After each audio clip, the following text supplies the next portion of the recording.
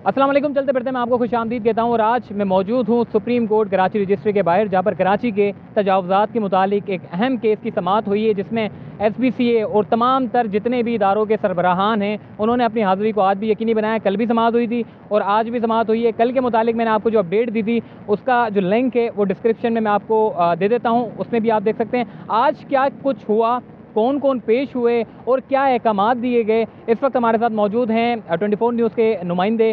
Basically ये senior journalist हैं और इनका जो काम है कोर्ट स्पेशलिस्ट हैं और अंदर ये कमरा अदालत के अंदर मौजूद थे। हमें बताएंगे। बिलाल भाई, ये बताइएगा कि आप कोर्ट रूम के अंदर मौजूद थे, SBCA की बड़ी टाइट सरजनिश हुई है और आज क्या हुआ?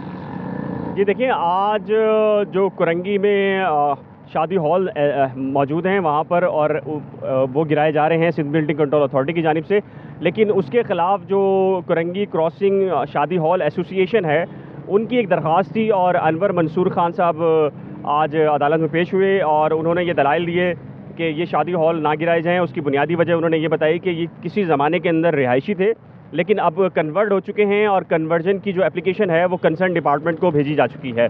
लिहाजा ये कन्वर्ट हो जाएंगे कमर्शियल के लिए, तो ये कानूनी पोजीशन हो जाएगी। लेकिन इत्तफाक नहीं किया अदालत ने इस बात से और जस्टिस इजाजुल एहसन जिन्होंने सख्त रिमार्क्स दिए और बल्कि उनकी ऑब्जर्वेशन बहुत अच्छी ऑब्जर्वेशन थी। उन्होंने कहा कि आप जिन कवानीन का जिक्र कर रहे हैं कन्वर्जन का, अगर उसकी बात की जाए तो उसके तहत तो फिर आप आधे कराची को जो है वो रिहायशी से कमर्शियल कर देंगे। अच्छा, कमर्शियल करने के ऊपर जो जस्टिस इजाजुल एहसन की ऑब्जर्वेशन थी वो इस ज़िम्मे में थी कि अगर एक रिहायशी इलाका है तो जाहिर है कि उसमें एक घर होगा, 2 घर होंगे, 3 घर होंगे, तो उसकी सेवरेज का निज़ाम, पानी का निज़ाम, बिजली का निज़ाम एक हद तक होता है, ख़ास महदूद लिमिट के अंदर होता है। लेकिन जब कमर्शियल करते हैं तो वहाँ प्लाजे बनते हैं, वहाँ पर रेस्टोरेंट्स बनते हैं, वहाँ पर बड़ी बड़ी कमर्शियल एक्टिविटीज़ होती हैं। तो फिर और अगर रिहायशी पहले का होता है तो उनका सेवरेज निज़ाम, बिजली का निज़ाम और दीगर जो रिहायशी निज़ाम होते हैं वो बुरी तरीके से मुतासिर होते हैं। तो असल में सुप्रीम कोर्ट ने ये कहा कि अगर इस बात की इजाज़त दे दी जाए कि रिहायशी इलाकों को आप चंद एक कवानीन की आड़ के अंदर कमर्शियल कर देंगे तो शदीद तरीके से जो है वो कराची डिस्टर्ब होगा। और चीफ जस्टिस पाकिस्तान गुलजार अहमद ने कहा भी कि जो शहर कराची इस वक्त जो कंडीशन है वो जो ख़राब हुआ है, कराची की जो असल हालत ख़राब हो चुकी है, उसकी बुनियादी वजह भी चीफ जस्टिस ने यही करार दी है कि आपने रिहायशी इलाकों को कमर्शियल में तब्दील किया और वहाँ पर कमर्शियल एक्टिविटीज़ हुई तो इस बुनियाद पर जो है वो ना सिर्फ सेवरेज, पानी और लोड शेडिंग के इशूज़ आए बल्कि ट्रैफिक के इशूज़ आ गए, वहाँ पर सड़क के अंदर आप ट्रैफिक जैम के इशूज़ आ गए। तो ये सारी सूरत हाल रही है। अब अनवर मंसूर खान जो कि शादी हॉल एसोसिएशन के वकील थे, उनसे कहा गया है कि वो अपने सिनॉप्सिस अदालत में जमा करा दें और तो उसके बाद अदालत इस पर फैसला जारी करेगी। ये बज़ाहिर कि एक केस लग रहा है, लेकिन अगर इस पर कोई ऑर्डर आता है तो यकीन जानिए कि कराची के अंदर जितने भी शादी हॉल हैं वो तमाम के तमाम डिस्टर्ब होंगे। इसलिए कि ये तो कुरंगी का एक अलग मैटर है, क्योंकि शहर कराची के अंदर जितने शादी हॉल हैं उनमें से बेशतर ऐसे हैं जो कि रिहायशी से कमर्शियल किए गए हैं, यानी कि पहले उस पट्टी को रिहायशी से कमर्शियल किया गया, फिर शादी हॉल बना दिए गए। फिलहाल एक बात आपकी मैं काटूंगा, ये जो आपने शादी हॉल की बात की है, क्या ये सिर्फ शादी हॉल है या इसमें ओवरऑल सब है? जितने भी कमर्शियल इस्तेमाल है, स्टोर्स होते हैं कमर्शियल, रिहायशी बड़ी बड़ी इमारतों पे स्टोर्स भी बन जाते हैं, कमर्शियल होते हैं, तो ये सिर्फ महदूद सिर्फ शादी हॉल तक है या इसके और भी मतलब से सारे ही कमर्शियल इस्तेमाल? देखें, अगर आप मुझसे पूछें कि बज़ाहिर ये पटिशन डिसमिस होती नज़र आ रही थी, अदालत मुतमईन नहीं थी।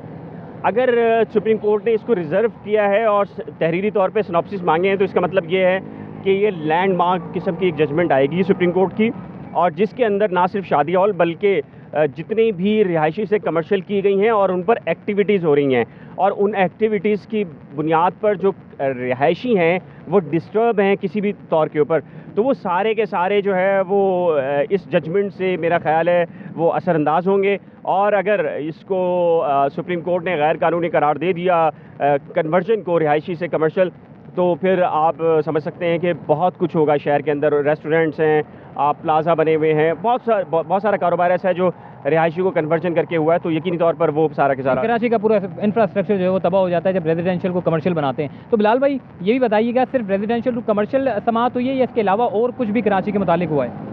देखिए, कराची से मुतल्लिक जो मेन केसेस थे वो तो कल उसकी समाअत हुई है। आज एक और जो झील पार्क है वहाँ पर बताया जा रहा है कि PA सोसाइटी ने कुछ प्लॉट्स को कटिंग कर लिया है और वहाँ पर रिहायशी और कमर्शियल में कन्वर्ट कर दिया गया है। तो दिलचस्प बात यह है कि कराची मेट्रोपॉलिटन जो KMC है वो आ गई है और उन्होंने कहा है कि जी ये कन्वर्जन जो इम्यूनिटी से जो है वो रिहायशी और फिर कमर्शियल में हुई है वो गैर कानूनी है। अदालत ने उस पोजीशन पर स्टे दिया है और ये कहा है कि जैसे हालत है वैसी रखी जाए। इसके साथ ही जो सोसाइटी है उसको नोटिस जारी कर दिए हैं।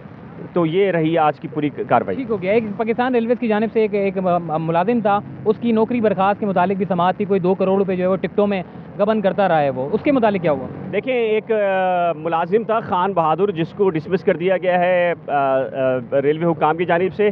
वो डिसमिसल के ख़िलाफ़ यहाँ आया था। उसका ये कहना था कि उस पर ये इल्ज़ाम लगाया गया कि उसने 2 करोड़ रुपए के जो टिकट्स हैं वो ब्लैक में फ़रोख्त कर दिए हैं, या आपसे खुर्द-बुर्द कह सकते हैं। तो अदालत ने उससे इत्तफाक नहीं किया कि महज इल्ज़ाम है, बल्कि अदालत ने ये कहा कि आपके ख़िलाफ़ महकमा जाती कार्रवाई हुई, उसके बाद ट्रिब्यूनल बना और ट्रिब्यूनल बनने के बाद फिर हाई कोर्ट में अपील हुई। तो सब ने ही उनकी इस अपील और दरख्वास्त को मुस्तरद किया है और एविडेंस मौजूद है कि उन्होंने 2 करोड़ रुपए का गबन किया है। तो अदालत ने उनकी इस दरख्वास्त को मुस्तरद कर दिया। ठीक हो गया। एक आखिरी सवाल मैं करूँगा, ये बताइएगा कल जो समाअत हुई थी जिसमें वज़ीर आला सिंध की जो रिपोर्ट पेश की गई उसमें अदम इत्मीनान का इज़हार किया गया चीफ जस्टिस की जानिब से, वो तहरीरी हुक्मनामा कब तक जारी होने के इम्कान है? क्योंकि उसमें बड़े बड़े हुक्मनामे हुए हैं और लोग बड़ी बेसब्री से इंतज़ार कर रहे हैं कि आखिर उस तहरीरी हुक्मनामे में है क्या?